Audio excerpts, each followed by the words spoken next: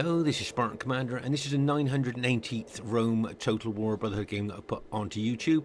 And straight away you'll see that we're fighting on one of our popular maps here. This is called the Mountain Pass map, and what a cracking battle I've got for you today. Something unusual for you to see that we haven't seen in our games for many, many years. Okay, so let's have a quick look at the map here. As I say, it's the Mountain Pass map, and you'll see that there is a lot of undulating ground on this map. And I must say, I do like the undulating ground maps. Can you see that's quite a high point there? As we move down here, there's quite a high point there, which usually both teams are trying to go for the higher ground, obviously for that high ground advantage. And as we move on down this undulating map here, you'll see that we are approaching a hill. But you'll see that the hill is even for both teams there, if you notice that. So there's no real clear advantage on this map to either team. But you'll notice that both teams will try and go, obviously, for the higher ground, which is usually in the centre of the map, as you will see. Okay, so our first teammate is Wolves Xarga. Now, Wolves Xarga's got 13 infantry, 1 archer and 5 cavalry.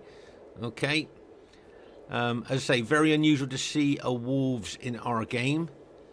There, a quick look there, you'll see that Xarga has got the Eagle unit and a General unit as well, so he's got 2 lots of morale going on there. A quick look at the upgrades on his cavalry, 7 upgrades there on Xarga's cavalry there, so that's pretty good Roman army.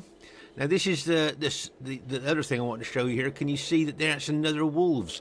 Odd Glorfindel. Now, a lot of you will know Odd Glorfindel is a medieval Total War 2 player, but he also loves Rome Total War, and as you can see, Xarga has enrolled him into the Wolves clan. Now, he has got 8 Sacred Band Spearmen, 4 mercenaries, 4 slingers, and 4 cavalry in his army. Okay, so when was the last time we saw 2 Wolves clansmen in our battles? I would suggest many, many years ago. The Wolves clan was founded and commanded by a man called Malfred. Okay, and the Wolves were quite a big clan back in the day, 31k, and the battles that we used to have, the Brotherhood clan had with the Wolves clan, were almost legendary. And I'm not kidding you there. The Wolves clan were full of really great players, and back in the day, as I say, the Brotherhood and the Wolves clan used to have some really great battles. So as I say, very rare. I haven't seen 2 Wolves in our battles for many, many years. So as I say there, you can see that Glorfindel here, Odd Glorfindel, has bought the Carthage faction. And as I say, he's got quite a few spearmen there. And there you can see a unit you don't see very often, Spanish mercenaries. You don't see that very often, do you, in a Carthage army? There's a close-up of them if you haven't seen them before. They are only light infantry, but it means they can move around the battlefield fast. Quick look at the upgrades on his Sacred Band Spearman, and you'll see he's got 8 upgrades, 2 experience stripes, gold shield, gold attack on his Spearman there. And there's his Balearic slingers. Notice that he's got 7 upgrades, an experience stripe, gold shield, gold attack on his Balearic slingers. I'm guessing probably 7 upgrades on his... Yep, 7 upgrades and experience stripe, gold shield, gold attack on his cavalry. So I think that's quite a diverse, interesting Carthage army there. It'll be interesting to see how well they do. But as I say, really, it's been years since we've had Wolves, 2 Wolves in our battles there. So I wanted to show this battle because of that. Our next teammate is Brotherhood member Fesen. Now, Fesen's got 8 chosen swordsmen, 6 head hurlers, and 6 chariots. Okay, we have a close look there. You'll see that his chosen swordsmen have just got 7 upgrades on, an experience stripe, gold shield, gold attack. Remember, those chosen swordsmen has got the same morale as urban cohorts, excellent morale. And then you've got the now he's bought a druid unit here. Okay, now remember that most barbarian units have got low morale, so to bring a morale boosting unit like a religious unit there is a really good tactical move. And here you can have a look at his chariots there. Remember, like we've talked about before, Britannia's got 2 lots of chariots, the heavy chariots, which I believe are about 580 denarii, or these barbarian warlord chariots that are over 1,000 denarii. Well, these guys have got 5 hit points. The heavy chariots have only got 3 hit points. So I would always advise to bring these barbarian warlord chariots because they've got 5 hit points, plus They're thought to be the best chariots in the game, and they don't run amok. Okay, so that's got to be a good thing, isn't it? The chariots don't run amok. And our last teammate there, myself, hiding behind that massive rock, look. There, and I've got 13 Spartans and 5 archers. Okay, 13 Spartans and 5 archers there, hiding behind that rock. Now, what a diverse team we've got here. We've got Rome, Carthage, Britannia, and Greek cities. This could be a cracking battle for you to watch. And here is the other team. We have someone who's called himself OTD Chimrazig, but is in fact Scorpion King SR, and he has got the Numidian faction. Okay, now he's got 11 infantry, 6 archers, 2 elephants, and 1 cavalry general. Quick look at the legionnaires there. Can you see that he's got 8 upgrades on, 2 experience stripes, gold shield, gold attack. If you have a closer look at these Numidian legionnaires, they look a little bit like Roman troops, but believe me, their specifications are extremely poor. Even fully upgraded, they'll suffer casualties from archers head on. Their morale's pretty poor as well. To be honest with you, there's not a lot going for Numidia, really. So that's why we've changed up the rules a little bit. You'll see what I mean in a minute. Okay, and he's got his archers there. Now, if you count the upgrades, you'll count that he's got 9 upgrades, fully upgraded archers. But remember, these archers are mid-range. They got poor defense. You know, they are pretty poor archers, really. But he's fully upgraded them, so he's going to get the most out of them that he can. Now, with Numidia being so poor, what we do, we allow 3 elephants. Okay, but Scorpion King, I notice, has only got 2 elephants. Now remember, these guys got a massive fear factor and big attacking specifications, and of course they've got archers on their backs as well, so they can be quite effective. And as I say, we allow 3 for Numidia, but as I say, I see Scorpion King has only bought 2. Okay, and over here you'll see that he's got an armored cavalry general as his general there. Okay, now what I'm thinking, can you see how he's positioned that fast-moving general unit there?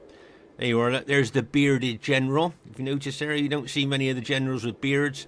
But there, can you see there how he's positioned it? Now what I'm thinking he wants to do with that fast-moving unit, knowing that I'm Greek cities in front of him, and I haven't got any cavalry, I think he's going to run that fast-moving cavalry unit down there to attack my archers. That's what I think he's thinking of doing there. So it'll be interesting to see if that's what indeed he does do there. So there's his Numidian army. As I say, we're trying to encourage as many factions, different factions as possible into our games. Okay, the next teammate is Brotherhood member Cal. Now Cal has had many years break from Rome Total War, and it was nice to see him come on last weekend. Now he's got 15 infantry and 5 cavalry. And as I say, he is an old school Brotherhood member, but he hasn't played for many, many years. And as I say, he's got an army of 15 infantry and 5 cavalry. As I say, nice to see him back. Their next teammate is Brotherhood member Barclayman, with increasingly his faction of choice, Thrace. Now he's got 15 pikes, 4 mercenaries, and 1 bastarni. Okay, and what we've noticed is that Barclayman's been using Thrace more and more. He loves the pike factions, pike and spear factions, and he's got very good with Thrace over the last few weeks. You notice he's got 8 upgrades on his pikeman, 2 experience stripes, gold shield, gold attack, and just look at the length of those Thracian pikes there. And here's a unit you don't see very often with Thrace, and that's the Aurelian mercenaries there. You see the Aurelian mercenaries, and they throw spears, and they seem to have a lot of ammunition as well, these Aurelian mercenaries. So, you know, if they can be positioned in the right spot to throw those spears into the rear or flanks of enemy troops, they can be quite effective. And I see he's got a bastarni unit as his general unit there.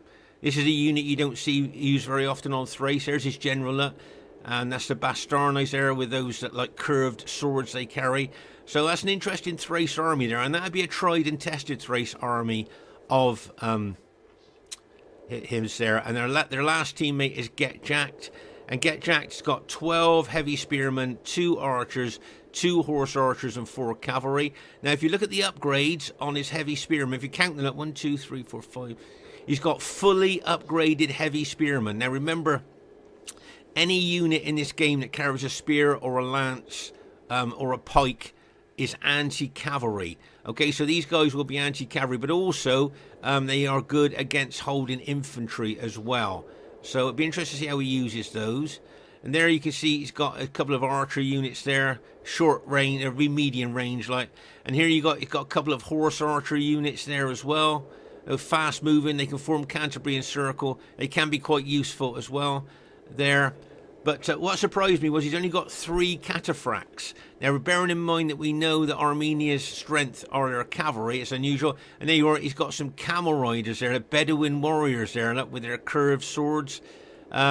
More at home, I would suggest, on a desert map. I don't know what you think. They probably get a desert bonus, but they certainly won't get any of that here. And just to say, once again, this is a very diverse team that we're playing here. In fact, the whole battle is extremely diverse if you look at the different factions there. So they got Numidia with Scorpion King there. They've got Rome with Cal. Yeah, they've got Thrace there with Barclayman. And they've got Armenia there with Get Jacked. So as I say, a very, very diverse battle. And just watch here. Can you see that bump of ground there? That's the high ground there in between the two armies. And usually you'll see that both teams are going for that higher ground, obviously to get a bit of an advantage on the other team. Okay, at this very, very early stage of the battle, you'll see that both teams are trying to get onto that higher part of the ground in between both teams there. Can you see that Wolves, there, the Wolves player there, Oddfingal? Can you see the cavalry of Xarga there all the way up on the kind of the mountain there, possibly looking to try and get behind the enemy team there? You'll see that I'm moving my Spartans forward. Now, I wonder where that Numidian cavalry general is. Oh, I think I could just see him poking up behind the rock there. Remember we looked at him earlier? And I thought Scorpion King might bring that fast-moving unit round there to... there you are. He's brought him round there to try and attack my archers. But Scorpion King needs to be very aware of Fesen's chariots there, which are also fast-moving. So if Scorpion King attacks there, he may well get hit by chariots. So... he's going to have to be a little bit careful there. As I say, with my Greek cities army, can you see I'm going for the higher ground in the middle of the two teams there. But it looks like Scorpion King might get there first with his Numidian legionnaires. But I'm still going to try and push up on there. You can see that the Wolves player, the Carthage player there, has pulled his army back rather than go for that higher ground there. Can you see? But I'm still going to press on with my Spartans to try and get onto that higher part of the ground there between the two teams there. So you can see those Numidian archers there shooting into me. Remember, I think they were fully upgraded, weren't they? Scorpion King fully upgraded those Numidian archers, so I'm going to get a lot of archer fire coming into me. Right, there's that Numidian fast-moving armoured cavalry general there. Looks like he's going to smash either into those chosen swordsmen or trying to hit the head hurlers there. But as I say, Scorpion King needs to be very aware of the chariots coming up on him, I think. Pause the game for a second there. So, yeah, it wouldn't surprise me if he's going to go for the head hurlers there, as they're only light infantry. He could do a lot of damage to them. But Fesen's got his heavy warlord chariots there coming up. So, Scorpion King needs to be quite careful there. Can you see that those Numidian archers are shooting fire arrows into my Spartans? Remember, fire arrows do less damage, but they lessen the morale of troops that they hit. Okay, so fire arrows actually lessen the morale of my Spartans there. You can see those fire arrows going in on my troops. Plus, you'll see that those Numidian legionnaires are throwing pilas into my Spartans as well.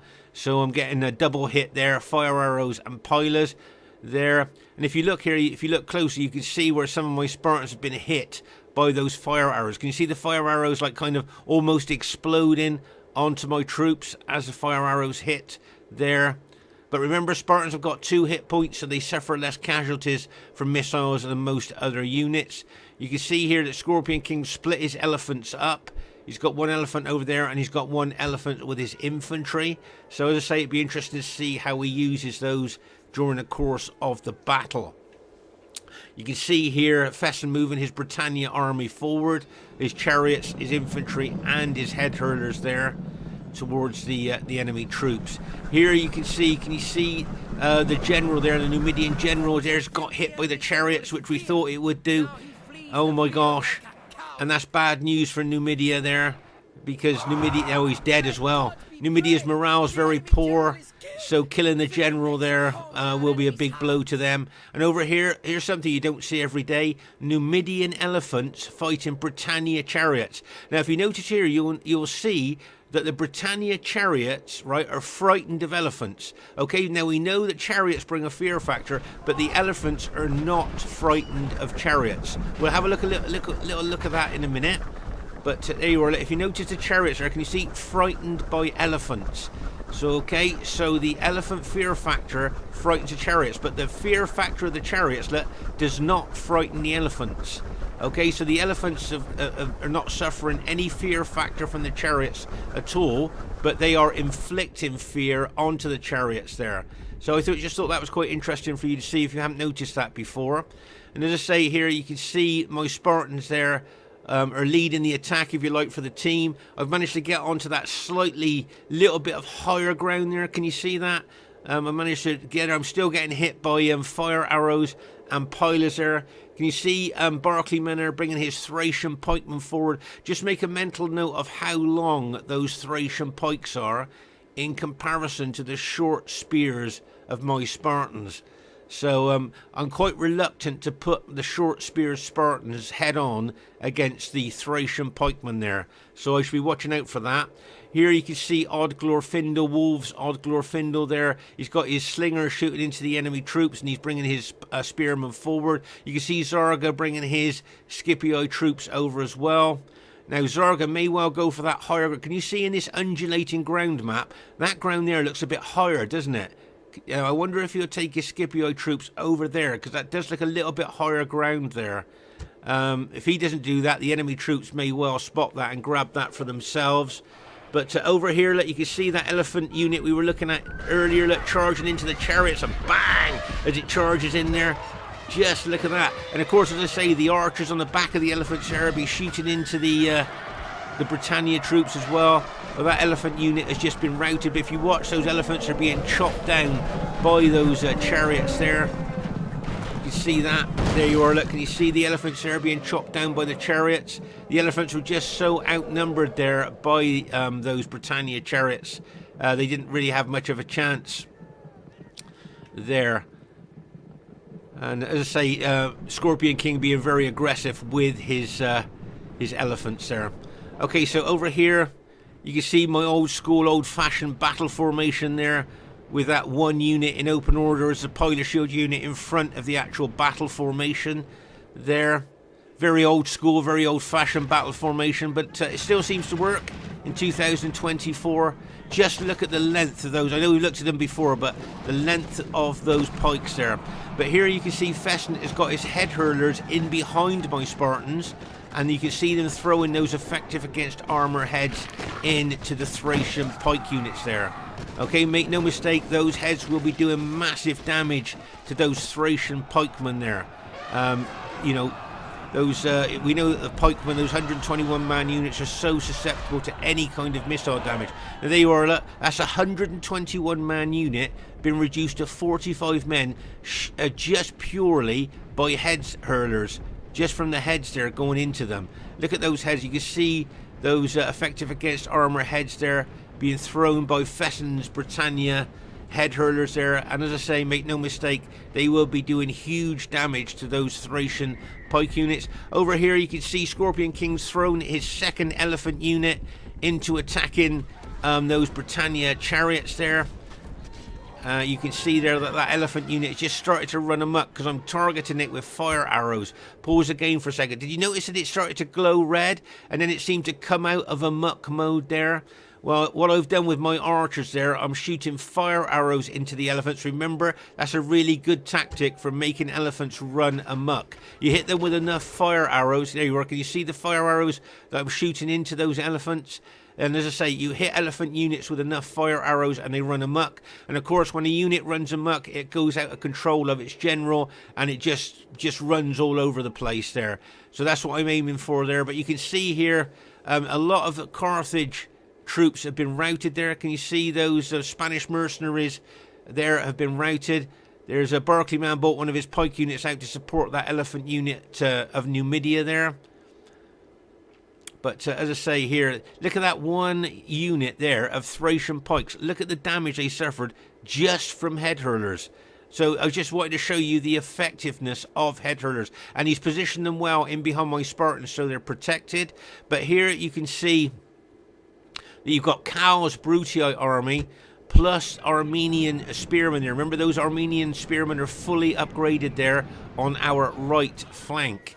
Okay, now I think if I remember correctly here, you'll see that there's a, as I say, Fesen's going to move his head hurlers over to the right flank. I think that's what he does, if I remember correctly. Now, can you see me moving my Spartans forward there? What I'm trying to do here is I'm trying to be the leading edge of the attack, the pathfinder, if you like.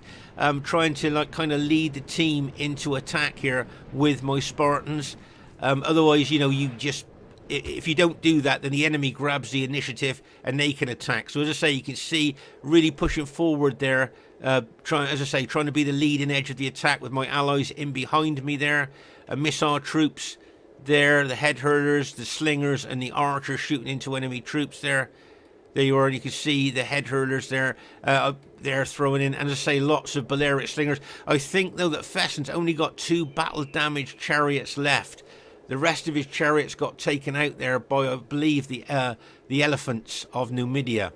So our Britannia ally has lost a key kind of factor there in you losing his chariots. But I've got my archers there shooting into the enemy team. As I say, we've got our slingers there shooting into the enemy team as well.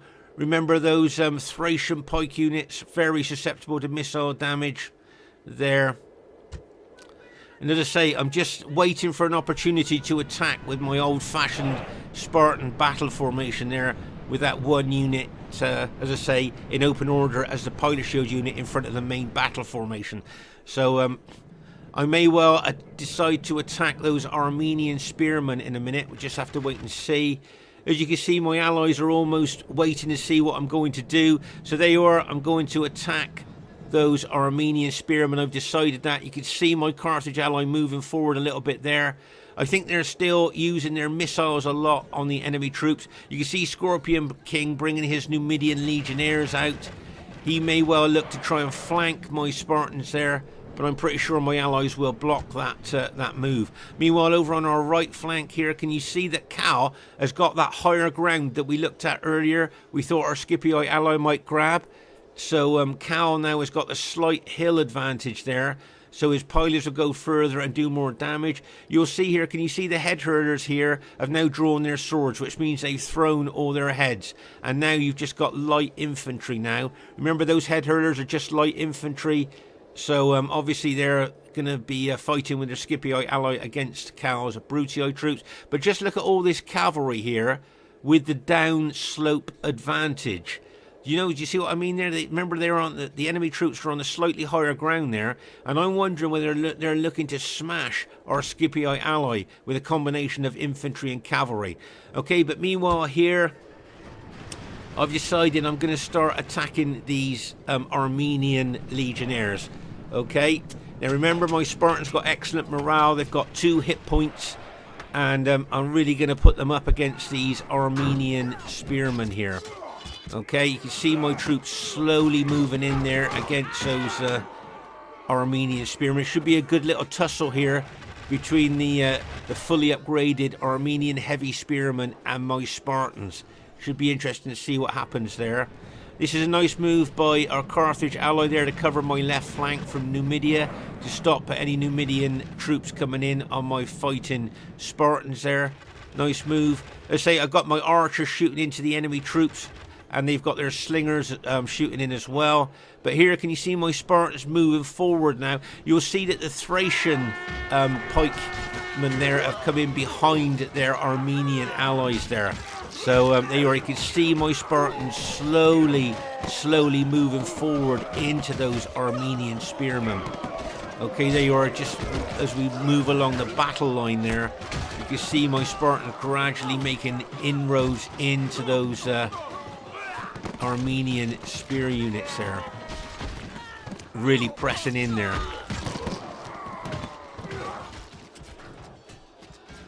Now what I'd like to show you is a good move here by the Armenian general. Okay, now you can see that I'm pressing forward into those Thracian and Armenian units. But can you see how he get jacked here? Looks like he's going to move some units in to attack the flanks of my attacking Spartans there. He's already done it on that flank, look. Nice move there, how he's attacking the flank there. So I'm going to have to turn the unit to face that threat as I still push forward with the bulk of my Spartans there. Okay, that's what I'm looking to do. Over here on our right flank, you'll see there's a real tussle there between Cal, Xarga and Fesen's Britannia troops there on our right flank. There's been a lot of pilers thrown in by both sides there. So it'd be interesting to see what happens. But I can see the enemy cavalry is locked and loaded there on our right flank. Now here can you see that my Spartans there are making good inroads into those fully upgraded Armenian heavy spearmen there. Okay.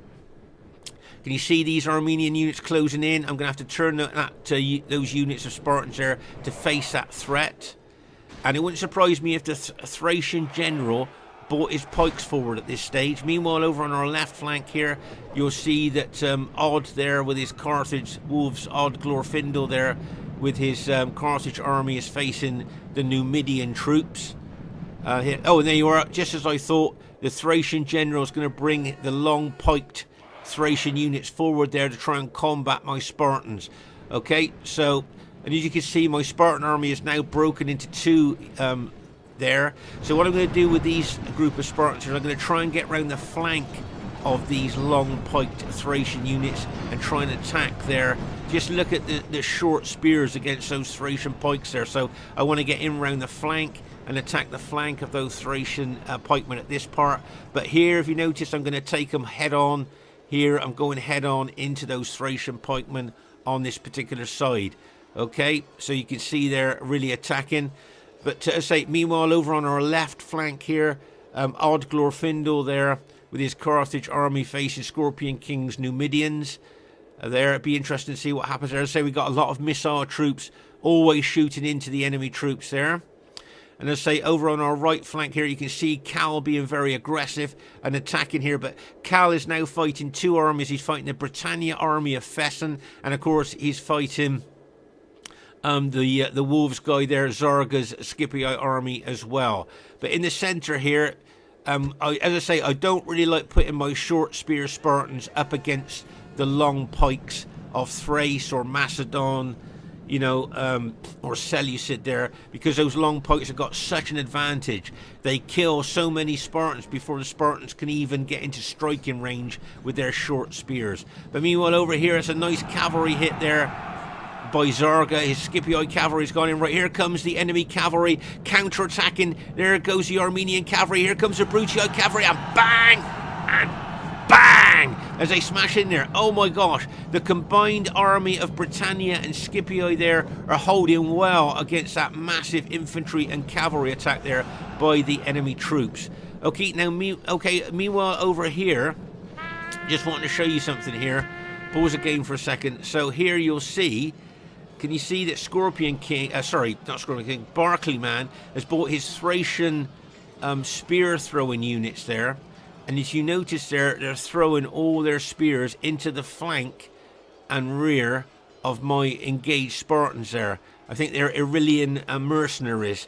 So that, make no mistake, they will be. Look at all those spears going into the rear and flank of my engaged Spartans. So make no mistake, they will be causing my guys a lot of casualties there. And bearing in mind that I'm fighting the long pikes of Thrace as well, you can see that I'm going to lose, I think, a lot of men here. Just look at the volume of spears from those Aurelian mercenaries, those Thracian Aurelian mercenaries thrown in there. If you notice here, can you see that Barclayman has bought a couple of his units right in behind my fighting Spartans there.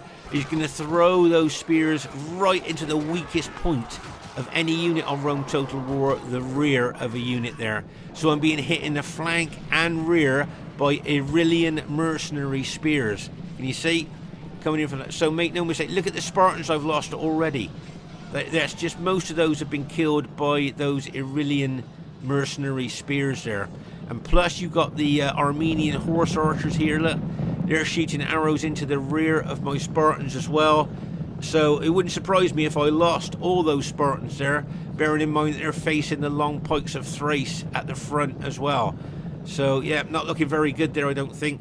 Meanwhile, over here you can see odd Glorfindel wolves, odd Glorfindel there, fighting the Numidian troops there. And you can see that the Numidian troops are on lower ground now, which will give our Carthage ally a bit of an advantage. But meanwhile here, there's a real scrap going on. I think Cal, actually, with his Green Brutia army, is doing really well, fighting two armies here. Look, because he's fighting Britannia and Scipii. So I think Cal's doing extremely well there, fighting these two armies. So well done to Cal there. And I say, nice to see him back on Rome Total War after a long break. But here you can see my poor old that poor old group of Spartans there getting hit from all those spears coming into them, plus fighting those long-piked Thracian pikemen as well. Oh my gosh, just look at the dead Spartans there. As I say, the vast majority of those killed by those Aurelian mercenary spears there. So that little group of Spartans there are not looking very good there, I don't think, at the moment. They could well be taken out. More spears being thrown in there. And meanwhile, there you can see being attacked from the rear by Thracian pikemen as well. So, not very good there. Look at that general unit just smashed into the back of those Spartan units there. Right, let's just pause the game for a second here. So you can see the Thracian units there moving in on my Spartans there. You can see the Armenian general just charged in there. You can see my Carthage ally is now bringing his spearmen over there to assist my Spartans against the long pikes of Thrace. But as I say, those Aurelian mercenaries, let's see, they've still got spears to throw in. They seem to have a lot of ammunition. As I say, they're a unit we don't see very often on the 31k battlefield, but they're quite useful there. There you are, more spears going into. You can see one of my Spartan units is routed already. It's probably due to the casualties that it's taken there. But you can see the Thracian. Can you see the Thracian general now is coming in from all different directions with those long pikes? He's now sending his Aurelian mercenaries in on a hand-to-hand there fight. Oh, the Brutio general's just been killed. But here, look, those Aurelian mercenaries coming in, attacking what's left of my Spartans there. As I say, that group of Spartans, most of them have been routed there that we've been watching. And here comes odd Glorfindel there, wolves, odd Glorfindel with his Carthaginians over to help now against the Thracians. Right, pause the game for a second here. This is a nice move here by Barclayman that you might not notice. Can you see that he's keeping his general out of the fight, but close enough to be giving the general morale bonus to his fighting troops? So that was just like a nice little move there that you might not have noticed, so I thought I'd highlight. But here I just hope my Carthage allies are going to come over there and help my beleaguered Spartans there against those Thracians. As I say here, Fesen and Xarga have done well against Cal. As I say, it was a 2v1 there with the Britannia troops and the Scipii troops against Cal. I think Cal held well there, but he's now been broken. And all these victorious allied troops hopefully can come in now and attack Thrace, which is hopefully what they're going to do there. You can see a lot of those Thracian units starting to rout now as my Carthage ally starts moving in. Now, I think what Barclayman is trying to do is trying to finish off my Spartans before my allies can help there. I see my general's been routed there. Look, can you see? I think he was killed earlier actually. So I've lost a general morale bonus. Can you see several of my Spartan units starting to rout now as well? There. So as I say, those Thracian pikes can be very underestimated there. And of course, with these Aurelian mercenaries as well, throwing their spears into our troops, they are a very useful unit to have in the Thracian army. If any of you think about bringing Thrace to the battlefield, here you can see my Carthage ally now moving towards what's left of the Numidian troops there, and he's kind of left me there to fight what's left of the Thracian troops there. Hopefully my Scipii ally will come in behind and help there. That's the Thracian general killed, so It's going to drop the morale of the Thracian troops there.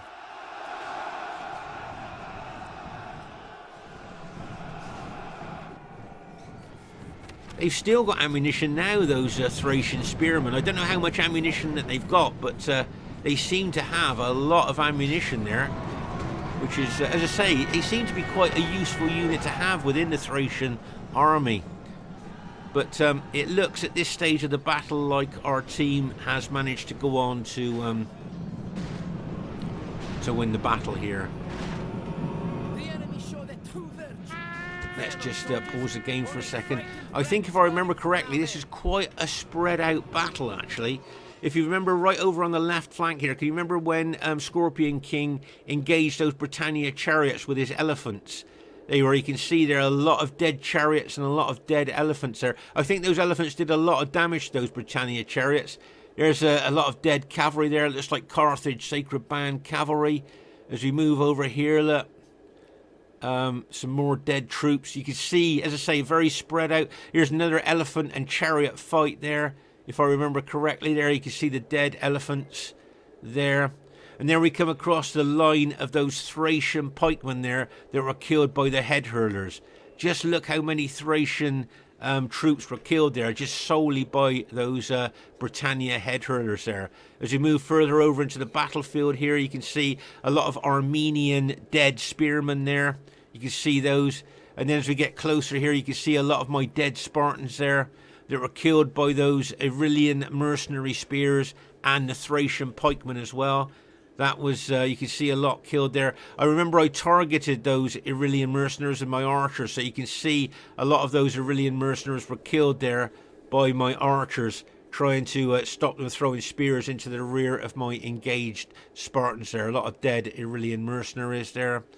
Let's say we move over here. Lots of dead troops here. Look at that. That was where those Thracian pikemen were fighting my Spartans there. Lots of dead troops there. Let's say the red cloaked Spartans really stick out in the snow, don't they? See loads of Armenian spearmen dead there. And as we move across to that right flank where Fesen, Xarga were fighting a cow there. Lots of dead troops there. You can see Armenian cataphracts there. Lots of dead Britannia troops, Brutii troops. As I say, it was a real fierce tussle on that right flank of ours, but the combination of Scipii and Britannia troops finally broke Cal there. But I thought Cal fought really well there on our right flank. And I think, if I'm not mistaken, I've got 4 units left, 4 Spartan units left. That's all I've got out of the entirety of my army. There you go. Look, you can see there, one unit with 7 men in. Oh my gosh. I think it said, yeah, 7 men left in that unit. What's that, 15 in that unit? Oh my gosh. 25, that seems a lot, 25, doesn't it? And there you got, 16 in that one. So, as I say, not a lot of Spartans left. Bearing in mind they've got 2 hits and excellent specifications, it just goes to show how tough this battle really was there. So, I reckon, what do you reckon? It's going to be close? Close victory, do you reckon? Looking at the troops that we've got left? Or do you reckon average? What do you think? Be interested to see what you think there. I suppose we do seem to have quite a few troops left. I think that's the Armenian general. It's just been taken. Let's just pause the game for a second here.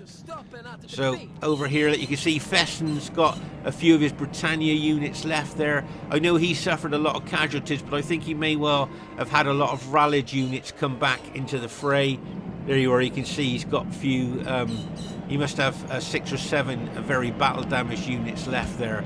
So as I say, it could well be a close victory here, but we'll just have to wait and see. Right, okay. So the first thing I'd like to say is really well played to everybody in the game. I thought everybody played well there. Really well played, everybody. And you can see it was an average victory. I thought it must have just edged into average. I thought it might be close there, so I'm quite happy with that. Now, the highest kills in the game, luckily, very luckily, went to me. But just to say, like we've talked about in the last video I did, you might think the person with the highest killed played the best to get those highest kills. But that is, in fact, not the case.